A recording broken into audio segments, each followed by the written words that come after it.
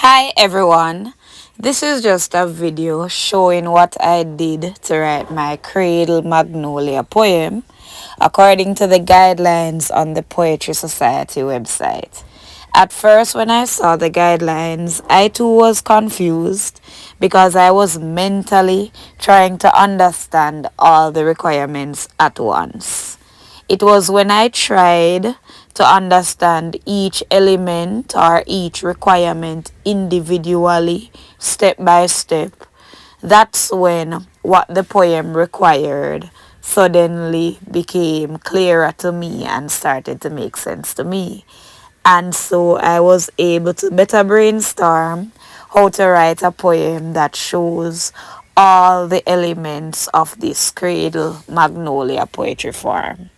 So I'm going to attempt to use this video to give a clearer understanding of how I did this. So when I read about the Cradle Magnolia poetry form on the Poetry Society website, right? The first thing I realized was that the first requirement of this poem is that this poem addresses a natural element or a non-living being, right? So this type of poem directly addresses a natural element or a non-living being, and this comes from the poetrysociety.org. So when I realized that, this is what I did. I searched for examples showing how someone can address a natural element or a non-living being in a poem so I could have a better understanding of how to do this. And these were some of the examples that I saw. Number 1, wind. You whisper secrets in my ear. Number 2, sun. Your warmth awakens my heart. Number 3, forest. Your trees stand tall, a testament to strength. So those are just some of the ways that poets and other creative writers address non-living things or natural elements in their poetry or their writing.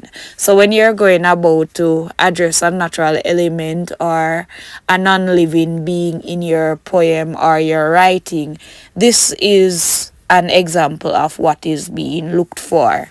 And I also realized that when you address a natural element or a non-living being in your poem, you are using the figurative device of personification. So in other words, the same way you write personification in a poem is the same way you address a natural element or a non-living being in a poem. It's the same thing.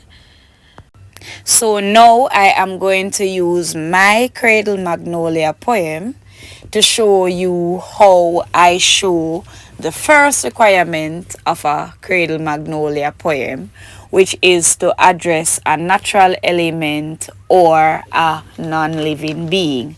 So in other words, when you're writing your poem, make sure that a part of that poem or somewhere in that poem you address a natural element or you address a non-living being, right? So in this case, in this poem entitled O Coconut Tree, I chose to address a natural element. And the natural element that I chose to address is a coconut tree, right? And so this is an example of how I address a coconut tree, which is a natural element. So this is an example now of how I address a natural element in my Cradle Magnolia poem. So the line that says, "O coconut tree, where does your strength come from? What can you teach me to lead me to that same outcome? Tell me your secret." So those 3 lines are a part of how I address the coconut tree in this poem. And also the line that says, "My desire is to be as strong as thee, O coconut tree." That's also another line that shows how I did the first requirement of a Cradle Magnolia poem in this my poem, which is addressing a natural element, right? This is how I chose to address the coconut tree, right? So in other words, when you address a natural element in a poem, or when you address a non-living being in a poem, within the poem you're talking to that natural element, or you're talking to that non-living being as if it's a person, right? For example, what I did here. I'm asking the coconut tree, where does its strength come from? I'm asking the coconut tree, what can it teach me to lead me to that same outcome? So in other words, what can it teach me so that I can have the same strength that it has, right? I am treating the coconut tree as if it's a person that has secrets. So I'm asking it to tell me its secret, right? Tell me its secret so I can know where its strength comes from. And then the next line that says, my desire is to be as strong as thee, O coconut tree. So I'm talking to the coconut tree as if it's a human being. So that's what you're going to do whenever you address a natural element. Whichever natural element you choose to address, or whichever non-living being you choose to address, in your poem, you're going to talk to it as if it's a human, right? In other words, you're using personification. The second requirement of a Cradle Magnolia poem is that it must have 12 lines, and these 12 lines must start long. So that's the first thing, they must start long, and then steadily shorten to cradle 2 questions in the middle before lengthening back out. So in other words, this poem that you're writing, right, this Cradle Magnolia poem, in all the lines must be 12, right? So this poem consists of 12 lines, and then there is a set way how these 12 lines should be arranged, right? So the lines, in other words, the poem, the lines of the poem, it must start long. So in other words, the first line must start long. So the first line must be, the first line and the last line basically must be the longest line of the poem, right? And then, so you start the first line long, and then by the second line, third line, fourth line, fifth line, you gradually shorten, or you steadily shorten. So it's like you're going down a ladder then, right? So you steadily shorten it, you gradually shorten it. So the more lines you write in the first half, the shorter it should be. And then in the middle now, that's where you have the 2 questions. And then after you have your 2 questions in the middle, when you're ending the poem now, the lines that come after the 2 questions, the first one must start short, and then the others build up until the last line of the poem ends long. I'm going to show you. I don't even know if my description a while ago was making sense, but I'm going to show you my poem again so that you can understand what I mean. Here is my poetry example again. So as you can see from this poem, it has 12 lines, and I started long. So the first line of this poem is long. The first line that says, this is the story of the day Tom's dream plunged him deep into a journey. So that's my first line of this 12-line poem, right? And I started it long, right? And then I went to the second line. He saw himself beholding a magnificent coconut tree. So from the first line to the second line to the third to the fourth to the fifth line, I gradually shorten, right? And then when you reach the 6th and the 7th line now, that says, O coconut tree, where does your strength come from? What can you teach me to lead me to that same outcome? Those are the 2 questions that I put in the middle. And then after those two questions now, each of my lines lengthen back out again. So the tell me your secret is short, and then the for my desire is to be as strong is longer, and then my desire is to be as strong as the old coconut tree is even longer, until the poem ends, right? So that's what it means by the poem starting long and then shorten gradually to have the two questions in the middle, like you have it in a cradle, like, and then after the questions now, you start lengthening back out, right? You start gradually getting longer and longer and longer until the last line of the poem. So this is my example of what that can look like. So the third requirement of this poem now is that it requires you to either make reference to something that is revealed in a dream or to engage with something revealed in a dream.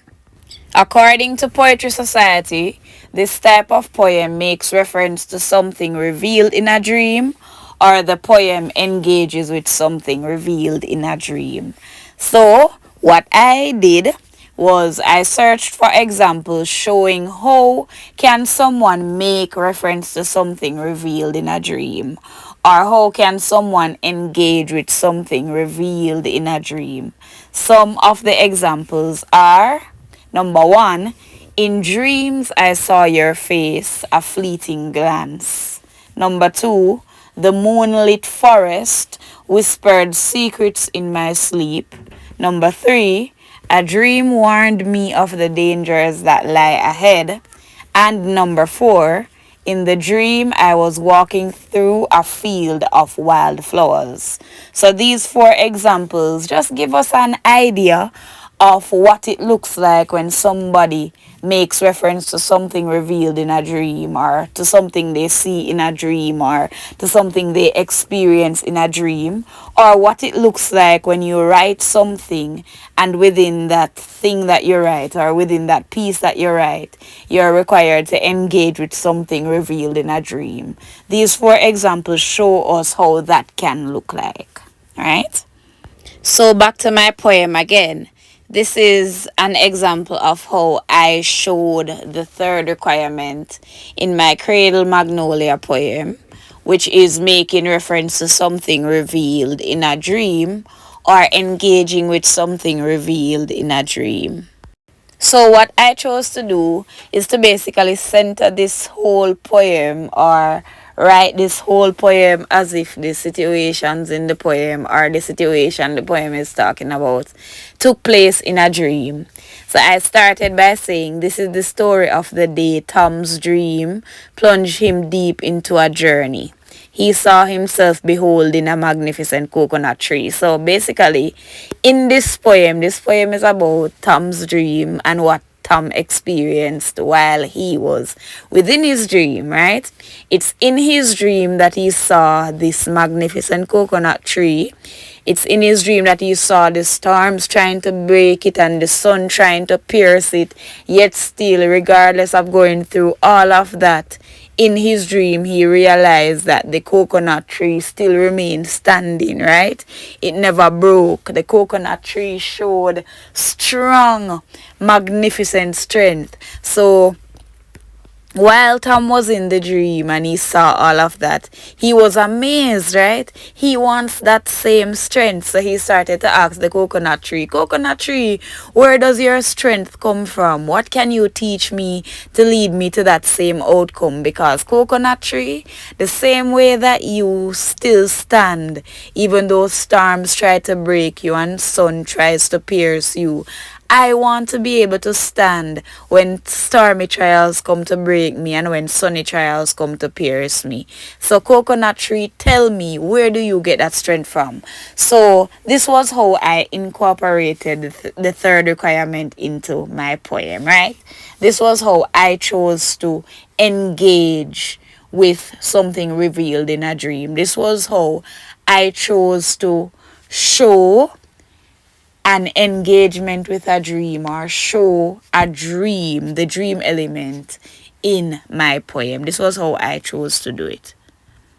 So now we are at the last requirement of the Cradle Magnolia poem, which is the requirement that there is an emphasis on cradle being something that holds us, something that rocks us.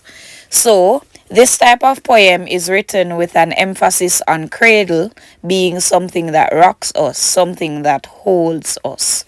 So, and this is also from the poetrysociety.org. So I started thinking, how can I show that meaning of cradle in my poem?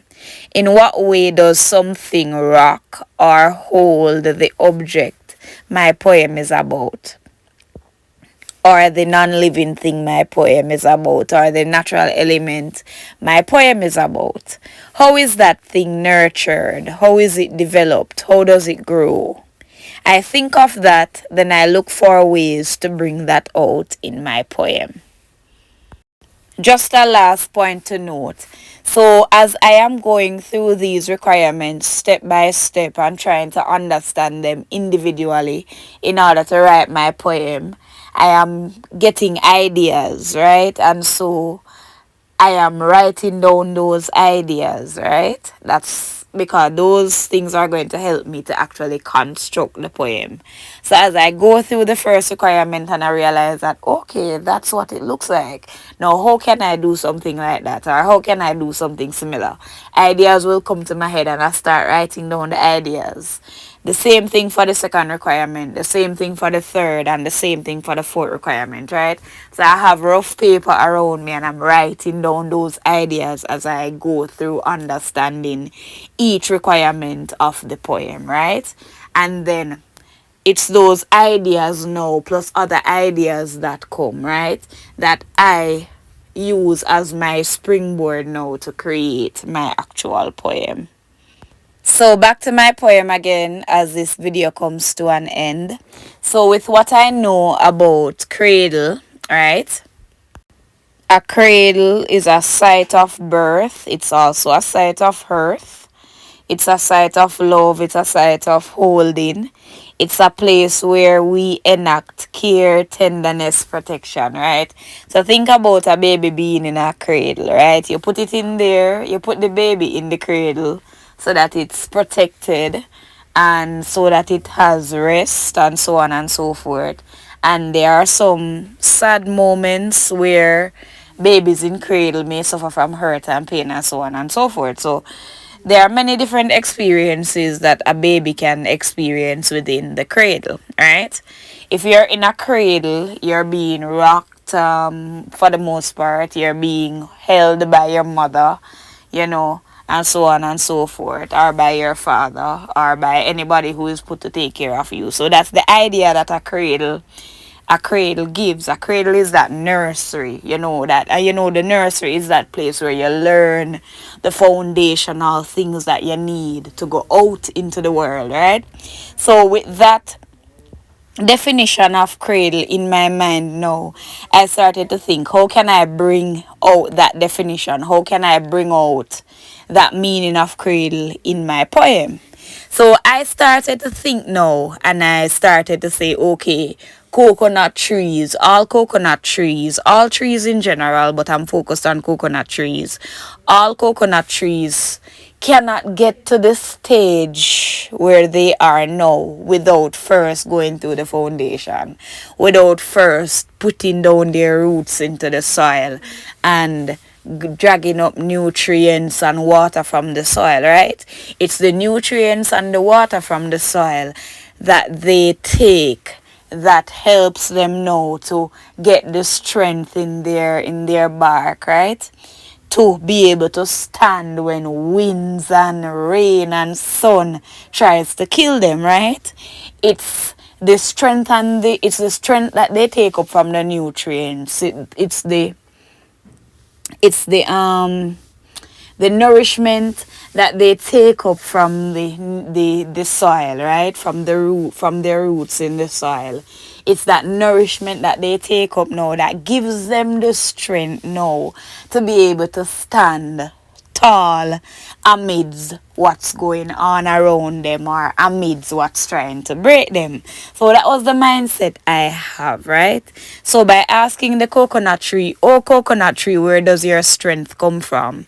I want the coconut tree to, I am remembering the coconut tree as getting strength from whatever nutrients they take up from the soil in their roots, right?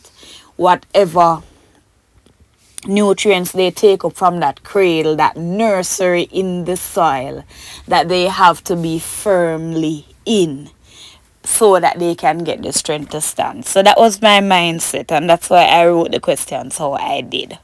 So in other words, when you dig into these 4 requirements now and you understand them better, that helps you now to be able to write a poem according to this form. And it also helps you to be creative, because normally I would not have thought in these type of ways when it comes to poetry. So my creativity was really exercised.